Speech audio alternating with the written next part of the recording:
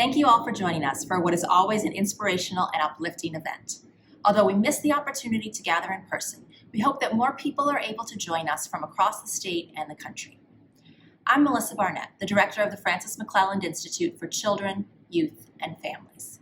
At the Frances McClelland Institute, or FMI, our goal is to work collaboratively with community organizations and researchers to build strong communities that promote family resilience so that children and youth from vulnerable backgrounds have the opportunity to thrive. We reach this goal by supporting cutting-edge, actionable research, actively partnering with community organizations, sharing research findings with the community and practitioners, and educating the next generation of engaged scholars and community leaders. All of our work is to honor the legacy of Frances McClelland, who lived a life that demonstrated, facilitated, and celebrated resilience. Frances was a generous and tireless advocate for children, youth, disabled individuals, and families, especially those who experienced injustice and adversity. Today, we are honoring individuals and organizations who share this vision and through their work are having a significant impact on communities across Southern Arizona.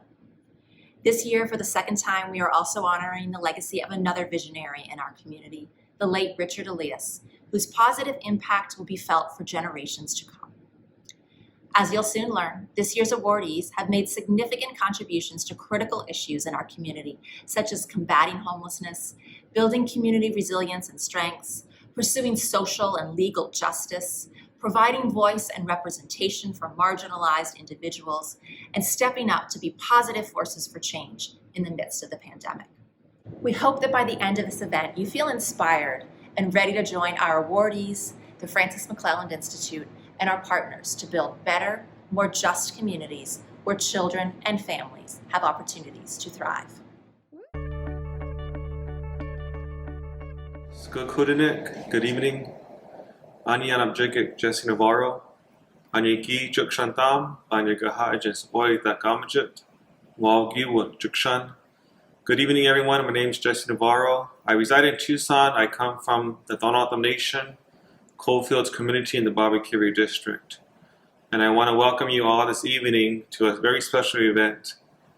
As a tribal member of the Tohono Nation, I want to recognize that Jukshan is the home to our autumn. Tucson is named as Black Base, which we now call Tucson. Mount Lemon, as we know it, in autumn we call it Baba Tuak, Frog Mountain. Tuak Guswal, Turkey Neck Mountain, is also known as the Rincon Mountains to the east. To the south, we have Ju Tuak, Long Mountain, which we also know as the Santa Ritas. The Aboriginal homelands to the Tohono were south to Hermosillo, Sonora, north to Phoenix, east to Benson, the San Pedro River, and west to the Yuma. And as a Tohono member, we also want to recognize our brothers and sisters, the Hiakim, the Pasco Yaqui tribe, who reside and have their communities as well in the Tucson area. With the University of Arizona, we have been able to work together with the Tohono Nation, with the Pasco Yaqui tribe, to put a statement together to recognize the homelands of these indigenous communities. And so this evening, we want to respectfully acknowledge the University of Arizona is on the lands and territories of indigenous peoples. Today, Arizona is home to 22 federally recognized tribes, with Tucson being home to the O'odham and Yaqui. Committed to diversity and inclusion, the university strives to build sustainable relationships with sovereign Native nations and indigenous communities through education, offerings, partnerships, and community service. I want you all to have a great evening, stay blessed, stay healthy. Thank you. Frances Helen McClellan lived an extraordinary and inspirational life. She was known for her integrity, humor, generosity, and strong will. She was instrumental in numerous efforts to strengthen families, which she believed were the foundation for a successful society. Frances was born in Tucson, Arizona in 1923 and passed away at the age of 81 in 2005. Her Irish immigrant parents taught her the values of hard work and honesty. She never forgot her family's immigrant roots and searched for freedom from religious persecution, which brought Scotch-Irish groups to the United States. At a young age, Frances was stricken with polio and didn't have complete use of her legs. Nevertheless, she traveled the world, was a business pioneer, a philanthropist, and a community leader. She graduated from the University of Arizona with an accounting degree in 1944, a rare accomplishment for a woman at the time. In 1946, she joined her parents in the family business, Shamrock Dairy. Over the years, Frances and her brother Norman helped grow the family business into what is now known as Shamrock Foods Company, which operates throughout the western United States. Frances was a philanthropist, and before she passed away, she set up the Emerald Foundation, which has given away more than $25 million to community organizations and projects that support children, youth, and families in Arizona. The beneficiaries of her generosity include the Frances McClelland Institute, the YWCA's Frances McClellan Community Center, and the Phoenix Children's Hospital Pediatric Frances H. McClellan Rehabilitation Center. During her lifetime, Frances was highly involved in her community. She served as the YWCA's Tucson Board President, Treasurer, and Finance Chair. Additionally, she served on numerous boards, such as the Tucson Library, the Phoenix Irish Cultural Center, and the Arizona Senior Academy, just to name a few. She was also an active and dedicated Arizona alumna. She served on the Institute's inaugural advisory board and the University of Arizona Foundation Board. In 2003, the University of Arizona presented Frances with an honorary doctorate degree in humane letters. Frances and Norman also provided early seed money for the Institute and made substantial gifts to the John and Doris Norton School of Family and Consumer Sciences. Frances's extraordinary legacy of visionary action and generous giving is still being felt today. The Vision Awards were created to honor other leaders who share Frances's passion and dedication to improving lives in their communities. Starting in 2019, the 10-year anniversary of naming the Institute in Frances's honor, we begin recognizing nonprofit organizations that share Frances's spirit and through their work contribute to empowerment and family resilience. Good evening. My name is Eric Schindler, and I'm a member of the FMI Family Advisory Council. We are proud to recognize a local nonprofit organization doing impactful work that aligns with the spirit and legacy of Frances McClelland. Please join us in congratulating Step Up to Justice as the winner of the 2021 Frances McClelland Organizational Spirit Award. Located in Tucson, Step Up to Justice provides free legal representation for economically vulnerable individuals and families in our community. According to their mission statement, Step Up to Justice is groundbreaking, forward-thinking, and committed to advancing efforts to secure equal access to justice for all. They will receive a $500 grant to continue their work. My name is Amanda Rutherford, and I am the Director of Community Outreach at Step Up to Justice. Thank you so much to the Frances McClellan Institute for Children, Youth, and Families for choosing Step Up to Justice to receive your Organizational Spirit Award. We are honored and grateful to accept this award. Step Up to Justice is a full-service, free civil legal center for low-income individuals and families in Pima County. We provide free legal services for a variety of civil legal issues, including family law, minor guardianship, landlord-tenant, consumer protection, wills and estates, and employment issues. Step Up to Justice is a privately funded nonprofit law firm, and we are committed to providing quality, free legal help to those who need it most. Because of our model, growing network of volunteer attorneys, use of technologies, and innovative solutions, we have been able to serve 5,767 clients since opening our doors in January of 2017. More than 2,880 of these clients, about half, received help with family law, such as divorce, paternity, custody, or child support issues. And just With these 2,880 family law cases, our services have impacted the lives of more than 3,800 children. Civil legal justice and family law is often the first step to restoring basic rights to personal safety and economic security for women and children. Over 2/3 of Pima County's family law and domestic violence cases are self-represented. Without an attorney's guidance, these clients may be unaware of their rights and may enter into a settlement agreement, child support plan, or custody arrangement that is adverse to their best interests. Family law continues to be the greatest need we see from our community, and providing these services contributes to the stability and support for parents and children. Your recognition of our work is greatly appreciated, and this grant money will go to direct client services, helping our most vulnerable Pima County neighbors and their families. Thank you again for this award and for all of the work that the Frances McClellan Institute for Children, Youth, and Families does for our community. Hello, my name is Madeline Jeans, and I'm the 2017 Youth Vision Award recipient. I'm honored to be here this evening to present Alyssa Norris with this year's 2021 Frances McClelland Youth Vision Award. Alyssa was nominated by UNIDA's Program Director Desiree Maltby.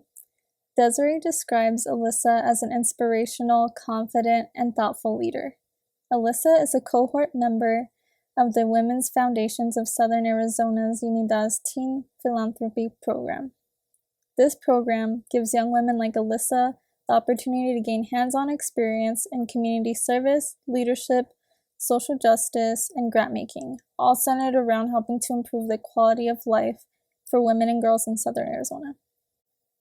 During the Women's Foundation of Southern Arizona's Advocacy Day in 2020, Alyssa met House Representative Andres Cano to advocate for WFSA's House bill regarding child care subsidies. Alyssa is a social justice advocate who focuses on reproductive health, human sexuality, and access to healthcare services that impact youth and teens. She had success in highlighting the need for gender-inclusive language in recruitment efforts for future UNIDA's cohorts. She is committed to making sure discussions are intersectional and inclusive for marginalized communities that are often overlooked. Alyssa has grown into her role as a mentor and leader for the UNIDA's program. What an amazing role model for Arizona youth. Please join me in celebrating Alyssa Norris and her incredible accomplishments. She certainly embodies the strength, dedication, vision, and passion that Frances McClelland exhibited throughout her life and youth. My name is Alyssa Norris, and I'm the 2021 recipient of the Frances McClellan Youth Vision Award. Even though we can't be in person today, it's such an honor to be speaking in front of all of you. First off, thank you to my parents, Patty and Craig Norris, all of my friends, family, and teachers. And a special thank you to the people who nominated me, Desiree Maltby and Bridget Villaseñor from the Women's Foundation of Southern Arizona. All of these people have not only modeled phenomenal leadership, but have given my peers and me the tools, opportunities, and inspiration to become leaders ourselves. And of course, thank you to the Frances McClellan Institute for Children, Youth, and Families. It's an honor to be continuing Frances McClellan's legacy, and I'm overjoyed to be a part of this community. To be completely honest with you, I wasn't sure who Frances McClellan was until I found out I was the recipient of this award. As I did some research, I quickly found a new inspiration. She was an accomplished community leader, advocate, and philanthropist. I'm inspired by the way she was able to use her opportunities, skills, and community to uplift others, even in the face of her own adversity. I feel we can all learn from the way she used her privileges to fight for progress. Growing up in these past couple years, through a public health crisis, political turmoil, and seemingly endless human rights violations, it's been made clear how the systems in place have failed the most vulnerable in our communities. The effects of these failures are felt the soonest and felt the hardest by the most marginalized. Despite these clear hardships so many experience, there's an epidemic of silence. This silence comes from two places. First, the most privileged in our community, choose to stay silent, either out of our ignorance or indifference. Either way, we're complacent in others' mistreatment and oppression. Second, the most privileged continue to silence the most marginalized. We speak over and take away space from people directly affected by systemic failures, meaning they can't advocate on behalf of their own experience and needs. To make equitable change, we need to break our silence and uplift the voices of those directly affected. One of the first things we can do to fight for this change is to build communities devoted to breaking the silence. By making space where everybody is called to speak and everyone's comfortable speaking. Through the You Need Us program, among others, I've been lucky enough to have a community devoted to accountability, inclusivity, intersectionality, advocacy, and empowerment, where I've learned and plan on continuing to learn how to use my voice to fight for change. Whatever your career, endeavors, vocations, no matter what your sphere of influence is, big or small, continue to take the fight for justice and equity to everywhere you go. And then together, we can build a brighter future for the next generations of children, youth, and families. Congratulations to all the other recipients. My name is Lorelei Cook, and I am the 2020 Youth Vision Award recipient. I am honored to be here this evening to present one of this year's 2021 Frances McClelland Youth Group Vision Awards. Please join me in recognizing Project Smile AZ as this year's 2021 Frances McClelland Youth Group Vision Award recipients. We are so honored to have received 5 nominations from their family and community members of Peoria, Arizona. The Chadha brothers were described as kind-hearted, passionate, inspiring, and selfless. Project Smile AZ was founded by 2 brothers, Hirschneet and Pravneet, with the goal of sharing smiles for all A to Z. During the pandemic lockdown, they realized the negative effects of isolation and connected virtually with volunteers from across the world to develop means of intervention. Project Smile AZ started off with sending motivating messages to isolated and lonely hospitalized COVID patients, and soon expanded their efforts to veterans, the homeless, cancer patients, and essential workers. They have shared thousands of handmade cards and hundreds of smile kits with art supplies for youth in need. In addition, they have hosted numerous drives and successfully helped many Arizonans with food and PPE assistance, delivering smile kits, literature collections, cardathons, and much more. Their motto is, "We can all do something with what we have and where we are to make this world better." Hirschneet and Pravneet are students at Mountain Ridge High School. Both are passionate about youth empowerment and spreading more smiles around the world.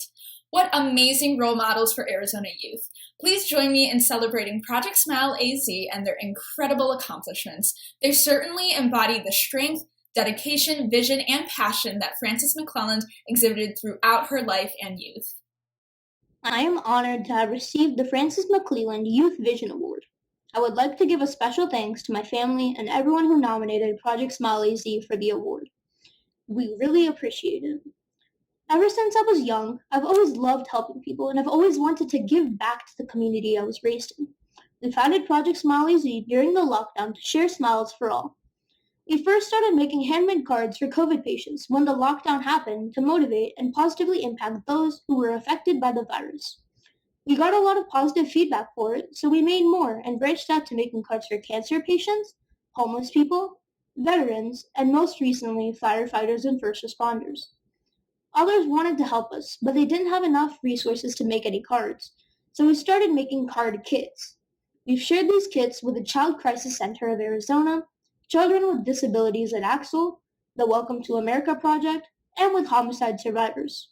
We also did cardathons to make more cards and in turn give more cards to the community. We have made thousands of cards and hundreds of kits. This is only possible by those who help us. My brother and I would really appreciate if anyone would join our cause and spread smiles to those who need them.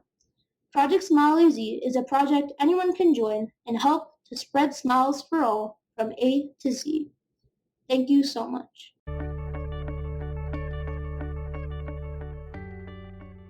Hello, my name is Garvey Blackwell, and I am the 2019 Youth Vision Award recipient. I am honored to be here to present one of this year's 2021 Frances McClellan Youth Vision Awards. Please join me in recognizing the officers of Teen Court Bar Association as this year's 2021 Frances McClellan Youth Group Vision Award recipients. They were nominated by the manager of Teen Court, Kate Spalding. Kate describes the officers of Teen Court Bar Association as engaged, resilient, and flexible. Pima County Teen Court is peer-led juvenile court diversion program that uses the principles of restorative justice, service learning, and positive youth development to prevent juvenile crime recidivism. Teen Court was developed in 1995 as a community response to the overrepresentation of minorities in the juvenile justice system and has since lowered the juvenile crime recidivism risk of more than 8,000 youth. The unique aspect of Teen Court is that trained youth volunteers serve as attorneys, bailiffs, clerks, and jurors. Positive peer influence and parental involvement drive the program. While living the mantra of nothing about us without us, Teen Court heavily relies on the leadership of its youth volunteers to guide program development and provide critical feedback to better reflect emerging needs in the community and the values of diversity, equity, and inclusion. Anchored in healing, Justice Teen Court reduces the rearrest rate of teens who successfully complete the consequences assigned by their peer jury. This diversion from further court involvement transforms the lives of youth who could otherwise be facing future arrests, transforms the community with lower crime rates, and transforms volunteers into involved, committed citizens. Teen Court could not accomplish any of this without the dedication of its volunteers and during the unprecedented challenge of COVID. Teen Court could not have maintained its high-quality service to youth of Pima County without its resilience, dedication, flexibility, and creativity of the officers of the TCBA. What amazing role models for Arizona youth.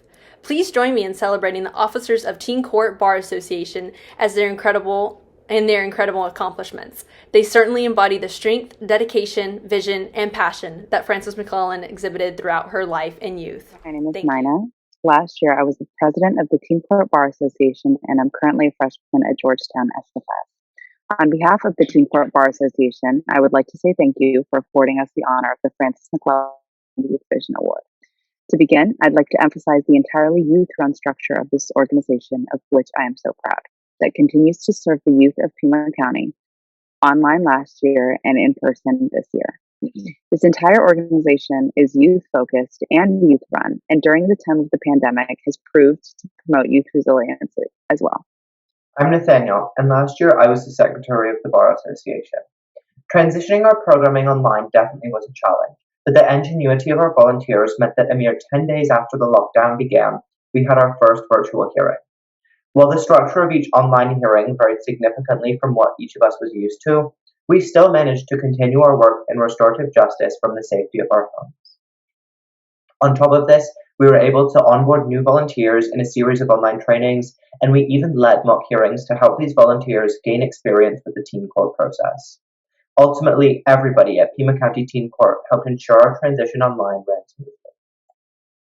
Hi, I'm Monisa, and I served as the documentarian for the 2020 to 2021 chapter of Pima County Teen Court. We furthered our commitment to restorative justice through our continual engagement in bi-weekly bar meetings, where our volunteers had the opportunity to debrief, partake in impactful professional developments on a variety of pressing topics such as mental health, and even engage in a newly instituted agenda item known as the Attorney Digest, which was put in place with the goal of recreating the conversations we had in in-person court. Through all of these venues for youth engagement, we were able to ensure a successful transition to a virtual setting. Hello, my name is Ashley, and I served as the Vice President for Teen Court. I am currently attending the U of A as an honors college student and am studying to get my psychology degree. Teen Court has tremendously impacted me by being an amazing support system and always pushing me out of my comfort zone. It pushed me to thrive, not just as a Teen Court attorney, but as a well-rounded human being. Without them, I don't think I could have ever grown out of being that really shy kid that never seemed to have confidence in myself. So thank you for this award. I can't be any more grateful. My name is Maria, and last year I served as treasurer of the TCBA, and we would like to end today by thanking everyone who made Teen Court possible in this past year. First and foremost, thank you to Kate, who not only nominated us for the Frances McClelland Youth Group Vision Award, but whose tireless dedication to this organization made it possible for Teen Court to continue to serve its purpose despite the pandemic. Our role as officers would not be possible without the adult members of the Bar Association, particularly our magistrates, exit interviewers, AmeriCorps members, and other adult volunteers.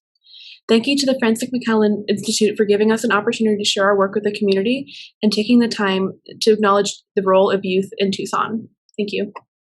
Hi, I'm Magdalena Verdugo, CEO of the YWCA Southern Arizona. Pima County Teen Court plays a vital role in our mission to eliminate racism and empower women, helping to address racial disparities in the justice system through restorative justice. The officers of the Teen Court Bar Association showed resilience, creativity, and optimism in coming up with new practices that address the challenges of the COVID-19 pandemic by holding court virtually when many other Teen Court programs simply closed their doors. Congratulations to the officers of the Teen Court Bar Association, and thank you to the Frances McClelland Institute for honoring them with a Youth Vision Award. Frances McClelland Institute is privileged to celebrate Richard Elias's lasting gifts to our community in a new award category. This award was created to honor an individual who works with the Southern Arizona community to build resilience, work for justice, and honor the beauty and heritage for our community and for its members. This individual is a champion of our unique Sonoran Desert and its people, and exemplifies many of the admirable qualities of Richard Elias, a person who is dedicated and willing to take risks, who is approachable and open to everyone in the community, and who promotes equity and opportunity. It is my great pleasure to recognize this year's award recipient for the 2021 Richard Elias Legacy Award to my absolutely wonderful and deserving friend, Alonso Morado. Thank you, Mayor Romero. I would like to start by thanking Ana Lucero and the staff at Primavera for nominating me. To the members of the Advisory Committee of the Frances McClelland Institute for Children, Youth, and Families, it is an honor to be recognized in the legacy of Richard Elias. Richard was a dear friend, and I miss him very much. I knew Richard as a student at the University of Arizona, and later as a member of the Chicanos por la Causa staff, where Richard worked with my wife, Lorraine Lee. It was at Chicanos por la Causa where I got to understand Richard and his commitment to the community. We would talk about solutions to the historic inequalities and the institutional racism that keeps Americans of color in a state of second-class citizenship. We spoke about all this, yet we didn't have the words to describe the tragedy we saw in our community. Equity, diversity, and inclusion were not in our vocabulary. It might have been in the halls of the higher education, but it was not in my vocabulary. Richard was different. He knew big words and read much more than I did. We talked about how we could change the power dynamics, the system that kept our communities in a state of struggle. Some of us broke through by going to college, but so many of the youth and families we were privileged to work with never had that opportunity. They never even had the opportunity to dream about going to school. I attended the University of Arizona on a Migrant Opportunity Program grant. I grew up as a farm worker in the fields of West Phoenix, and my parents and I would travel with my brothers and sisters to Oregon and Washington State to work picking strawberries, raspberries, and cucumbers until I was in the 8th grade. My dad would always avoid California because he supported the struggle of the United Farm Workers, and my dad would never allow his family to cross the picket line. I am lucky to have had employers who supported and had the same commitment to my work with youth and families who needed a hand up. My work, regardless of if it was working in the mayor's office or in bank offices or in nonprofit agencies, I have always worked for the voiceless, the homeless, and the moneyless. There is no other place or community I would have liked to work for than the salt of the earth. Thank you for recognizing Richard Elias with this Legacy Award. Richard is the epitome of the person we all hope to be. A visionary, a humanitarian, a bullhorn for the priceless, and a fighter for the common good. Thank you. Warmest greetings. My name is Dan Ekstrom, a retired county supervisor and mayor, and I'm excited to present this year's 2021 Frances McClellan Vision Award. This award is given to honor a distinguished community leader who has made a lifelong commitment and significant contributions to the well-being of children, youth, and families. This year's awardee, Linda Leatherman, embodies the strength, dedication, and passion that Frances McClellan exhibited throughout her life. Linda has effectively dedicated her life of community service and her passion to helping Frances McClellan's legacy and vision come to fruition for the people of our community, Southern Arizona, and our nation. Please join me in celebrating and congratulating Linda Leatherman as this year's Frances McClellan's Vision Award honoree. Thank you, Frances McClellan Institute for Children, Youth, and Families, for selecting me to be the recipient of the 2021 Frances McClellan Vision Award. Frances McClellan became a hero to me with her organizing, funding, and bringing to completion the YWCA building as a multicultural service center for the children, youth, and families of Tucson and Pima County. It was evidence of her ability to bring vision from concept to reality and a symbol of the great good one person can do. I am deeply honored to receive this award as a link to the wonderful legacy of Frances McClellan. Also, I want to thank Pima County for its policies and supports of innovative programs. When I came to Tucson in 1972, I was gratified to find people engaged in change, looking for new ways to shape the future, and dedicated to expanding opportunities for everyone. There were great leaders working in collaboration. It was easy to be caught up, involved in their visions and goals. I have been and continue to be grateful for the opportunity to be a change agent, even in a small way, in this caring community. Fortunately, the spirit that initially captured my imagination with visions of building a better community has continued to grow here and to sustain new generations of great leaders. I consider myself a servant leader that contributes to the future through effective collaboration, connections, and support of others. I would like to name all the people and organizations with whom I have collaborated to accomplish projects and change, but the list would be too long for the time available, and invariably valued people would be inadvertently omitted. However, I would like to make one exception to this.